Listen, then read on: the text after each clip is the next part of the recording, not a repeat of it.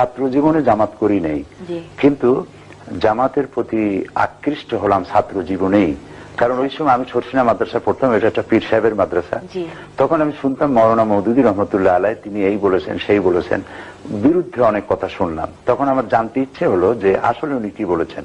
ওনার বইপত্রগুলি পড়লাম, দেখলাম যে ওনার বিরুদ্ধে যেসব অভিযোগ করা হয়েছে বইপত্রে সেগুলি নাই। তখন জামাতের প্রতি আমার একটা আকর্ষণ সৃষ্টি হলো। এরপরে আমার লেখাপড়া শেষ করলাম 1962 সনে মাদ্রাসা শিক্ষার উচ্চ শিক্ষা ডিগ্রি নিয়ে। তারপরে আমি ব্যক্তিগতভাবে কিছু রিসার্চ ইত্যাদি করেছি। 70-এর দশকে এসে আমি জামাতের রুকন হয়েছি। এবং জামাতে ইসলামীতে আসলাম কেন, এটা আপনার দ্বিতীয় প্রশ্ন।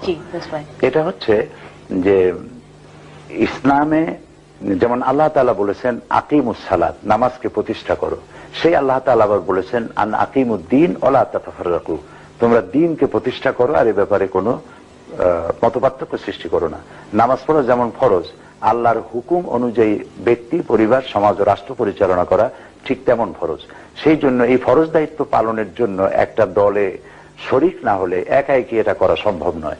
সেই জন্য আমার দৃষ্টিতে একটি সফল আন্দোলন আমি খুঁজলাম, যেটা এমন যে এই মুহূর্তে দেশ যদি হাতে পায় তাহলে দেশটাকে পরিচালনা করতে পারবে।